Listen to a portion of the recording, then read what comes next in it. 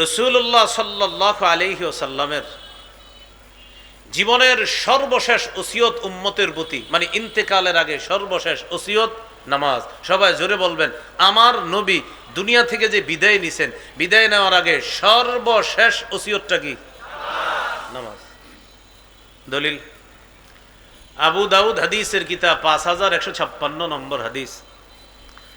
হাদিসের বর্ণনাকারী আলী ইবনে আবি তালেব রাদিয়াল্লাহু তাআলা তিনি বলেন, রাসূলুল্লাহ সাল্লাল্লাহু আলাইহি ওয়াসাল্লামের সর্বশেষ কথা ছিল আস-সালাত আস-সালাত ইত্তাকুল্লাহা ফিমা মালাকাত আইমানুকুম। এটা এক বর্ণনায়, অন্য বর্ণনায় আস-সালাত ওয়া মা মালাকাত আইমানুকুম। আবু দাউদের যে বর্ণনাটি বললাম এখানে আসছে আস-সালাতা আস-সালাত ইত্তাকুল্লাহা ফিমা মালাকাত আইমানুকুম। ইবনে মাজার বর্ণনা আস-সালাত ওয়া মা মালাকাত আইমানুকুম। আমার উম্মত, নামাজ নামাজ, এই নামাজ নামাজ মানে নামাজের প্রতি যত্নবান হও, নামাজের প্রতি যত্নবান হও। আর তোমাদের অধীনস্থ গোলাম চাকর বাকর যারা, তাদের ব্যাপারে তোমরা আল্লাহকে ভয় করো। এই কথাটা ছিল উম্মতের প্রতি নবীর জীবনের সর্বশেষ ওসিয়ত। প্রিয় মুসলমান ভাইয়েরা, আমি সহ সবাই বলেন তো, আমাদের নবীর জীবনের সর্বশেষ ওসিয়তটা কি? এ হলো 6 নম্বর কথা। আজকের আলোচনার 7 নম্বর আলোচনা, নামাজের গুরুত্ব। নামাজের গুরুত্বে আমরা কয়েকটি হাদিস মন দিয়ে শুনব। নাসাই শরীফের হাদিস 3939 নম্বর হাদিস। এই হাদিসের মধ্যে আছে রাসূলুল্লাহ সাল্লাল্লাহু আলাইহি ওয়াসাল্লাম বলেন, হুব্বিবা ইলাইয়া মিনাদ দুনিয়া আন-নিসা ওয়া তিবু ওয়া জুইলা কুররাতু আইনি ফিস সালাহ। রাসূলুল্লাহ সাল্লাল্লাহু আলাইহি ওয়াসাল্লাম বলেন, এই পৃথিবীর মধ্য থেকে 3টি জিনিস আমার কাছে প্রিয় করে দেওয়া হয়েছে। আমাদের নবীর কাছে 3টি জিনিস প্রিয় করে দেওয়া হয়েছে। 1 নাম্বার আন-নিসা, মা জাতি নবীর কাছে খুব প্রিয়। 2 নাম্বার অতীব, সুগন্ধি।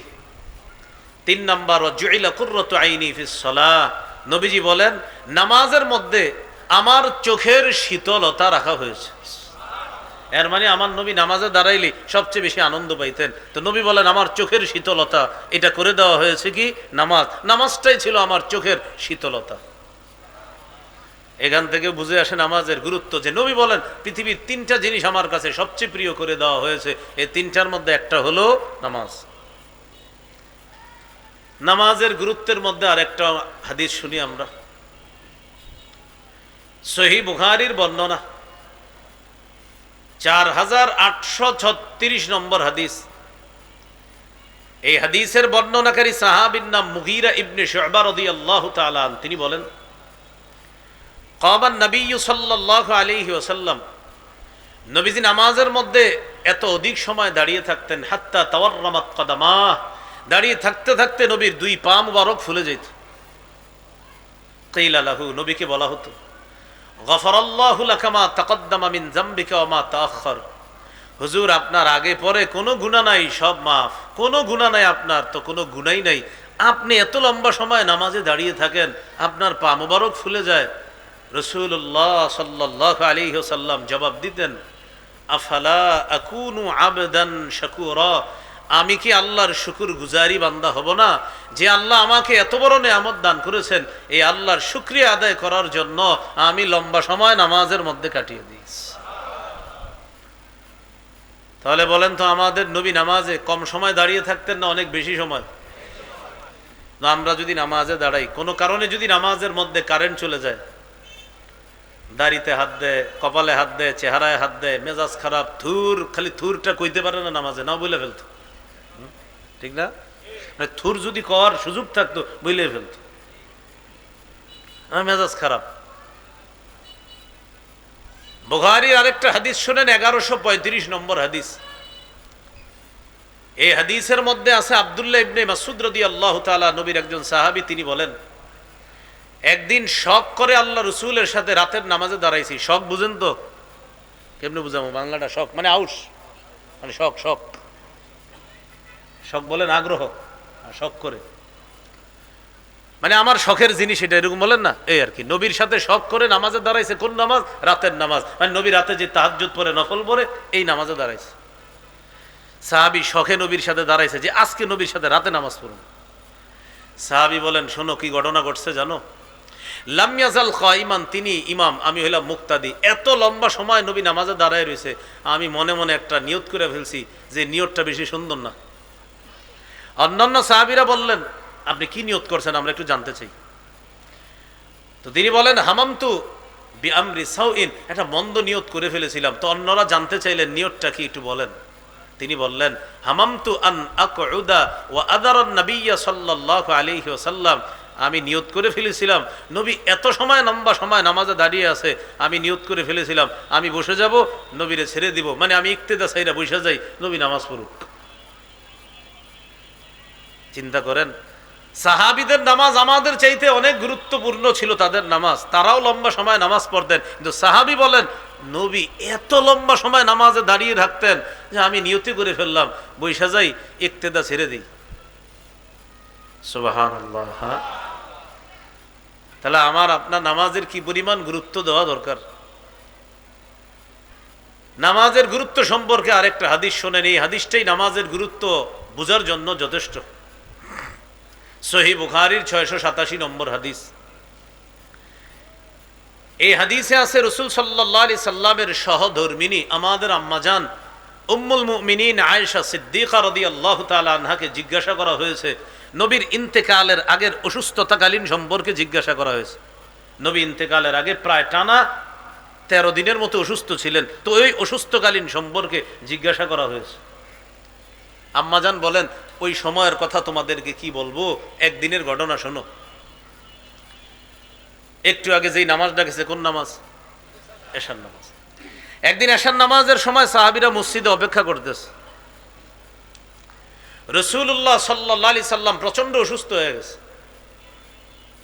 আম্মাজান আয়েশা সিদ্দিকা রাদিয়াল্লাহু তাআলা আনহাকে নবীজি জিজ্ঞাসা করলেন, ঘরের সদস্য যারা আরো তাদেরকে জিজ্ঞাসা করলেন, আসাল্লান নাস, আচ্ছা সাহাবীরা কি নামাজ পড়ছে? আম্মাজান জবাব দিলেন, লা হুম ইয়ান্তাজিরুনা, হুজুর সাহাবীরা এখনো নামাজ পড়ে নাই, তারা আপনার অপেক্ষায় আছে, আপনি যাবেন, আপনার ইমামতিতে তারা নামাজ পড়বে।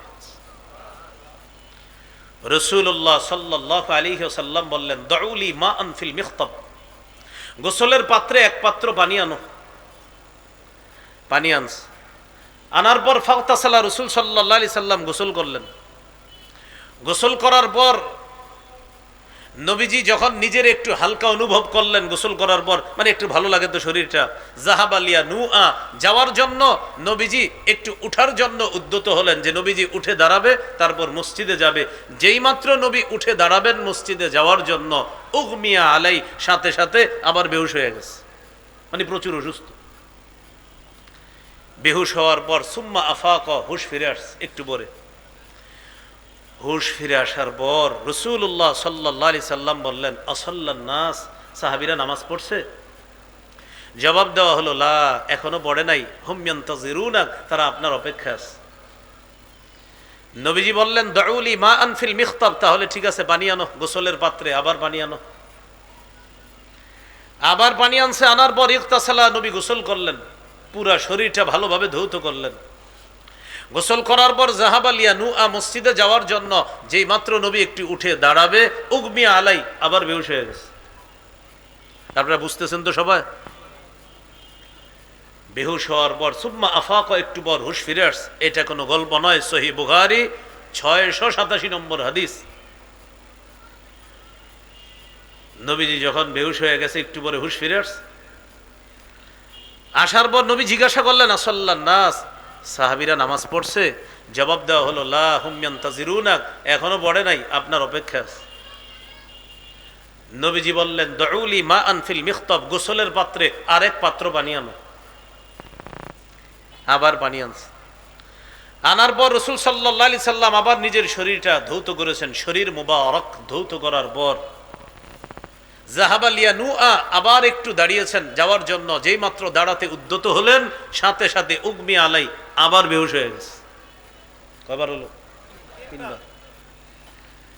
সুম্মা আফাক, হুশ ফিরে আসছে। হুশ ফিরে আসার পর হুশ ফিরে আসার পর নবীজি বললেন, আসল্লা নাস, নামাজ পড়ছে? বললেন, হুজুর এখনো পড়ে নাই, অপেক্ষা আছে। নবীজি বললেন, আয়েশা আমি মনে হয় যেতে পারবো না, একটা লোক ডাকো। নবী একজনকে ডাকলেন, ডাকায়া বললেন, যাও আবু বকরের কাছে যাও, গিয়ে আবু বকরকে বলো আবু বকর যেন সাহাবীদেরকে নামাজ পড়ায় দেয়। নামাজের প্রতি কি পরিমাণ গুরুত্ব থাকলে, যার আগে কোনো গুনাহ নাই, পরে কোনো গুনাহ নাই, আল্লাহর পরে যিনি শ্রেষ্ঠ এ ব্যাপারে কোনো সন্দেহ নাই, তিনি নামাজে যাওয়ার জন্য বারবার বেহুশ হইতেছে, আবার হুশ ফিরে আসে, আবার শরীর ধৌত করে নামাজে যাওয়ার জন্য। শেষে বললেন, আয়েশা আবু বকরকে বলো নামাজ পড়াইয়া দিতে। আম্মাজান বলেন, অন্নাস উকুফুন ফিল মসজিদ, কয় শোনো, যেই নামাজের অপেক্ষায় সাহাবীরা ছিল সেটা হলো এশার নামাজের অপেক্ষায় সাহাবীরা মসজিদে ছিল। তো আম্মাজান বলেন, এইভাবে আমার আব্বা আবু বকর সিদ্দিকের ইমামতিতে সাহাবায়ে কেরাম নবীর অসুস্থতাকালীন সময়ে নামাজ পড়েছেন। একদিন জোহরের সময় বা আসরের সময় ঘটনা কি ঘটলো, নবীজি নিজের একটু হালকা অনুভব করলেন। হযরত আব্বাস, হযরত আলী রাদিয়াল্লাহু আনহুমা, তাদের দুইজনের কাঁধে হাত দিয়ে আল্লাহ রসুল হেঁটে হেঁটে মসজিদে গেলেন। আবু বকর সিদ্দিক তখন ইমামতির জায়গায়। আবু বকর সিদ্দিক সরে যেতে চাইলেন, নবী ইশারা করলেন, না ওখানেই থাকো, সেখানেই থাকো। নবীজি গিয়ে বসলেন। আবু বকর সিদ্দিক নবীরে অনুসরণ করলেন, সাহাবীরা আবু বকর সিদ্দিককে ইক্তেদা করে নামাজ পড়লেন। সুবহানাল্লাহ। আল্লাহ আমাদেরকে নামাজের গুরুত্ব বুঝে পাঁচ ওয়াক্ত নামাজের গুরুত্ব দেওয়ার তৌফিক দান করেন। বলেন তো প্রিয় ভাইয়েরা, হাজারো ব্যস্ততার মাঝে সবচেয়ে গুরুত্ব দিব কি? নবীজির জীবনের সর্বশেষ ওসিয়ত ছিল আমাদের প্রতি কি? আল্লাহ আমাদের সকলকে নামাজের গুরুত্ব দেওয়ার তৌফিক দান করেন। এই গেল আজকের আলোচনার 7 নাম্বার আলোচনা, মনে আসেনি? 7 নাম্বার নামাজের গুরুত্ব গেল। আজকের আলোচনার 8 নাম্বার আলোচনা, নামাজের উপকারিতা। নামাজ পড়লে কি উপকার? নামাজের 1 নাম্বার উপকার, নামাজ পড়লে অন্তরে আল্লাহ প্রদত্ত একটা প্রশান্তি আল্লাহ দান করেন। সুবহানাল্লাহ। আবু দাউদের হাদিস, 4986 নম্বর হাদিস। হাদিসটি মন দিয়ে শোনেন। এক তাবী বলেন, আমি আমার আনসারি শ্বশুর বাড়িতে বেড়াইতে গেলাম। কোন বাড়িতে? আনসারি শ্বশুর বাড়িতে বেড়াইতে গেলাম। আমিও গেলাম, আমার আব্বাও গেলেন। মানে আমার শ্বশুর আর আমার আব্বার হলো বেয়াই। তো আব্বা তার বেয়াইকে দেখতে, আমি আমার শ্বশুরকে দেখতে গেলাম। নাউদহু, আমাদের উদ্দেশ্য হলো আমার অসুস্থ শ্বশুরকে দেখতে যাওয়া। শ্বশুর অসুস্থ, সেই হিসাবে আমি জামাতা হিসাবে রওনা করলাম, আর আমার আব্বা বেয়াই হিসাবে রওনা করলেন। আনসারি শ্বশুর বাড়িতে গেলাম। যাওয়ার পর অসুস্থ শ্বশুরের পাশে আমি আর আমার বাবা বসা, জামাতা বসা আর বেয়াই বসা। ইতিমধ্যে নামাজের সময় হয়েছে। নামাজের সময় হওয়ার পর আমার অসুস্থ শ্বশুর ঘরের একটা মেয়েকে ডাক দিয়ে বললেন, ইয়া জারিয়া, এ মেয়ে, এ তুলি বি উযুইন, আমার জন্য অজুর পানি আনো। কে বলতেছে? সুস্থ মানুষরা না অসুস্থ ব্যক্তি? সুবহানাল্লাহ বলেন। পানি আনো, অজুর পানি আনো। কেন? অজুর পানি আনো। লি উসাল্লিয়া ফাস্তারিহা, তুমি অজুর পানি আনবা, অজু করে নামাজ পড়বো, নামাজের মাধ্যমে যেন একটু প্রশান্তি লাভ করতে পারি। কেমনে বুঝামো? আর সাহাবীরা অসুস্থ হইলে নামাজের মাধ্যমে প্রশান্তি খুঁজে, মানে তাদের ঔষধ হলো নামাজ। পানি আনো, অজু করি, নামাজ পড়ি। কেন? একটু শান্তি দরকার। তো সামনে যে দুইজন বসা, তারা কি অসুস্থ না সুস্থ? তারা মাসালা বলতেছেন। আনকার না হুজালিকা, তারা বললেন, আরে আপনি অসুস্থ, আপনার ক্ষেত্রে তো মাসালা আছে, আপনার ওজর আছে, আপনি থামেন। আমার অসুস্থ শ্বশুর বললেন, শোনো, তুমি আমারে নিষেধ করবা না। আমি একদিন আল্লাহ রসুলকে দেখছি, হজরত বেলালকে বলছি, ইয়া বেলাল, ও বেলাল, কুম, তুমি দাঁড়াও, ফাকিম, একামত দাও, ফারিহনা বিসসালাহ, তুমি একামত দিলেই তো নামাজ শুরু হবে, নামাজের মাধ্যমে আমাদেরকে একটু প্রশান্তি করো, আমাদেরকে একটু শান্তি করো। তাহলে নামাজ প্রশান্তির। আবু দাউদের আরেকটা হাদিস, 1319 নম্বর হাদিস, 1319। এই হাদিসে আছে, কানান নবিয়্যু সাল্লাল্লাহু আলাইহি ওয়াসাল্লাম ইযা হাযাবাহু আমরুন সাল্লাহ, রাসূলুল্লাহ সাল্লাল্লাহু আলাইহি সাল্লামের কাছে যখন কোনো পেরেশানি কাজ করত, নবী যখন কোনো বিষয়ে পেরেশানি কাজ করত, সাল্লাহ, তিনি নামাজ পড়তেন। বলেন ভাই, কি শিখলাম? এই যে নবীর কোনো পেরেশানি কাজ করলে তিনি কি করতেন? বলেন তো নবীর জীবনীর অন্যতম একটা দিক, নবী পেরেশান হইলে এটা নবীর জীবনী কিনা বলেন তো? নবী পেরেশান হইলে কি করতেন? আমাদের জন্য অনুসরণীয় কি নবীর জীবনী না? এখন আপনারা বলেন নবীর জীবনী থেকে কি পাইলাম? পেরেশান হলে আমরা কি করব? নামাজ পড়ব। তা আমাদের অভ্যাস, আগে আমরা মানুষকে বলি, চারোদিকে ফোন দেই, ভাই বিপদে আছে না, আগে আল্লাহরে বলেন, সর্বপ্রথম আল্লাহর সাথে কথা বলবেন।